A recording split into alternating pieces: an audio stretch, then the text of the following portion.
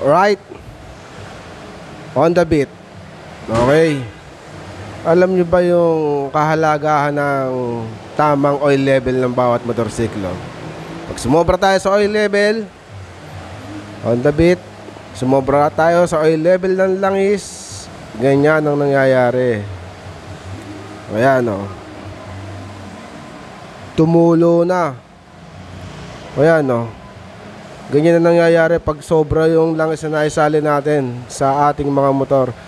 Meron kasing eksaktong oil level lang yan. So eto, malamang sa malamang napasobra yung sali ng langis, no? Ayan o. So dyan nagpuntaan lahat. Yung mga sobrang langis lumabas dun sa engine breather, kasi konektado yan sa airbox natin, yung motor natin. So yan, bumaba. Okay? Dapat tamang oil level lang. Ha? Okay, so lilinisin lang natin to, tapos itatama natin yung level ng langis.